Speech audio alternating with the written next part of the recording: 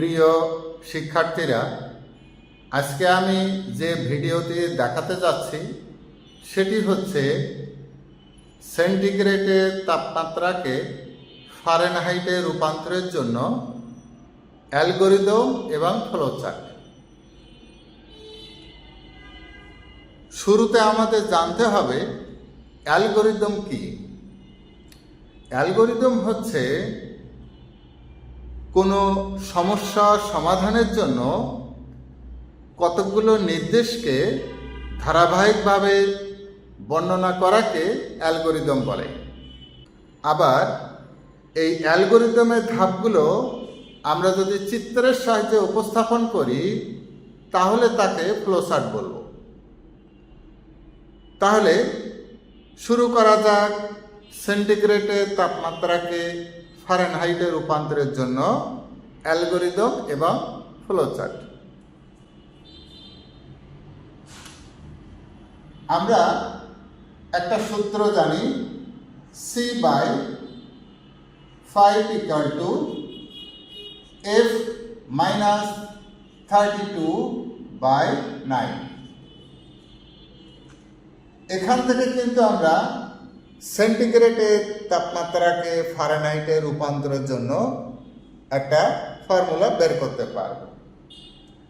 তো আমরা যদি এই অংশটাকে বাম পাশে এবং এটাকে এভাবে নিয়ে যাই, ডাইনে নিয়ে যাই, তাহলে কিন্তু সেখান থেকে আমরা এফ এর মান পাব। তাহলে আমরা যদি বলি এটাকে বামে আনবো, F-32/9 সমান সমান C/5। এবার আমরা জানি যে এই কোণাকোণি গুণ হয়, তাহলে আমরা যদি বলি F-32 গুণ 5 = এই যে F-32 এর সাথে 5 গুণ হলো = 9 × C। এবার আমরা কি বলবো, এবার কি দেখব, এখানে গুণ আছে, এই গুণটা যদি ডানে নিয়ে যায় তাহলে কিন্তু ভাগ হয়ে যাবে। এবার আমরা কি বলবো, F-32 = আমরা কি বলবো 9 × C। এখানে গুণ আছে, 5 গুণ আছে, গুণটা এদিকে গেলে ভাগ হয়ে যাবে। এবার আমরা যদি 32 এর আগে মাইনাস আছে, এটা যদি ডাইনে নিয়ে যাই তাহলে মাইনাসটা কিন্তু প্লাস হয়ে যায়। F = তাহলে আমরা কি বলবো 9 × C/5 + 32। তাহলে এখান থেকে কিন্তু আমরা F এর মানটা পেলাম। F এর মানটা কি হবে সেটা এই সূত্র থেকে বোঝা যাবে। আমরা সেন্টিগ্রেডকে C দ্বারা প্রকাশ করলাম এবং ফারেনহাইটকে F দ্বারা প্রকাশ করলাম।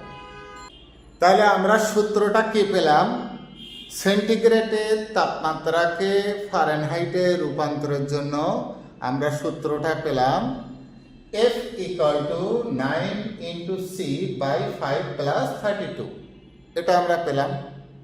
এবার আমরা যদি মনে করি C এর মান যদি 5 হয় তাহলে খেয়াল করব, C এর মান যদি 5 হয় তাহলে খেয়াল করব F এর মান কত। তাহলে F = কি আমরা জানি 9 × C/5 + 32। এই সূত্রটা আমরা ধরি C এর মান যদি 5 ধরি, আমরা একটু চেক করতে চাচ্ছি C এর মান যদি 5 হয় তাহলে F এর মান কত হবে। 9 × C এর মান আমরা 5 ধরেছি /5 + 32। তাহলে এই 5 আর এই 5 যদি কেটে যায় তাহলে কি হবে 9 + 32। Equal to 41। তাহলে আমরা এফ এর মানটা নির্ভর করছে কিন্তু সি এর উপরে, এফ এর মানটা নির্ভর করছে সি এর উপরে। অ্যালগরিদমে আমাদের প্রথমে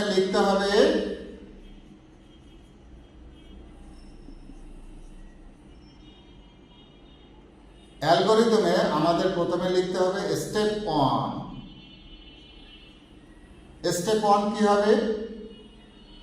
শুরু বা স্টার্ট, শুরু। আমরা বাংলায়ও লিখতে পারি, ইংরেজিতেও লিখতে পারি। স্টেপ 2, আমরা স্টেপ 2 কি লিখব? আমরা জানি সি এর মান নিতে হবে, তাহলে লিখব সি এর মান গ্রহণ, সি এর মান গ্রহণ। স্টেপ 3, এবার আমরা সূত্রটা প্রয়োগ করব, f equal to 9 into C by 5 plus 32। যে সি এর মানটা আমরা ইনপুট নিব সেই কিন্তু আমরা এফ এর মানটা পেতে পারি। এবার স্টেপ 4, এই যে সমাধানটা হবে এই মানটা কিন্তু এফ এ জমা হবে, এই মানটা এফ এ জমা হবে। তাহলে কি হবে? এফ এর মান প্রিন্ট করতে হবে, এফ এর মান প্রিন্ট করতে হবে। আর স্টেপ 5 শেষ। এটা হচ্ছে আমাদের অ্যালগরিদম। আবার দেখি স্টেপ 1, প্রথমে আমরা শুরু করব। স্টেপ 2, এখানে এফ এর মান নির্ভর করছে সি এর মানের উপরে, তাহলে এই জন্য সি এর মান গ্রহণ করতে হবে। এবার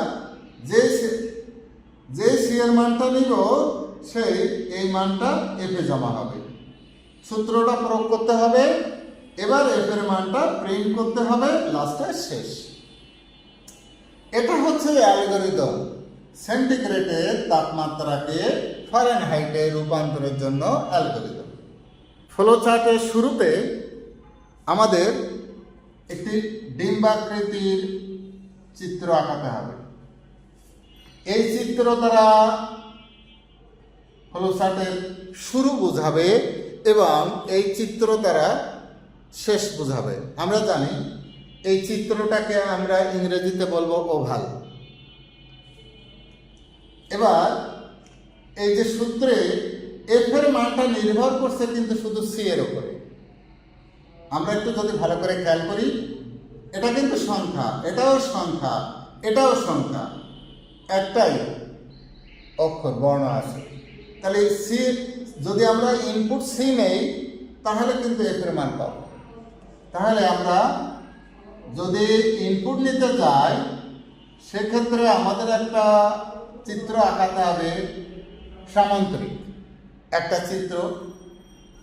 এই চিত্র দ্বারা ইনপুট আমরা সি এর মান নিব, এই জন্য লিখব ইনপুট সি।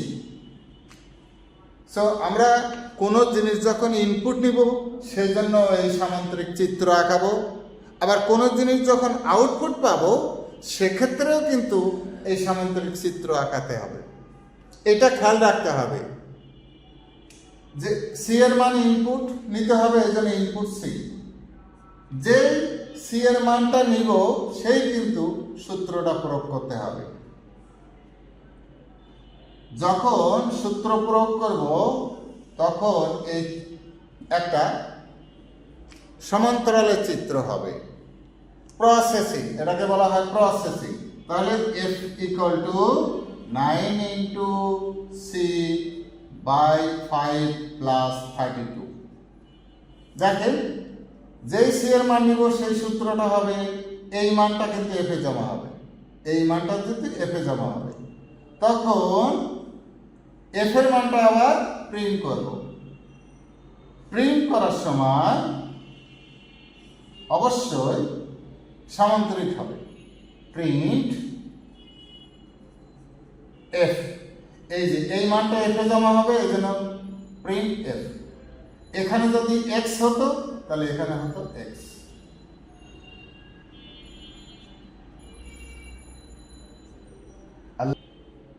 লাস্টে আমরা আবার একটা ডিম্বাকৃতির চিত্র আঁকাবো এবং এখানে লিখবো স্টপ। তাহলে এবার দেখা যাক, এটা হচ্ছে অ্যালগরিদম। কোনো নির্দিষ্ট সমস্যা সমাধানের জন্য নির্দেশগুলোকে ধারাবাহিকভাবে বর্ণনা করাকে অ্যালগরিদম বলা হয়। আর এই অ্যালগরিদমের ধাপগুলোকে আমরা যদি চিত্রের সাহায্যে উপস্থাপন করি তখন এটাকে আমরা ফ্লোচার্ট বলবো।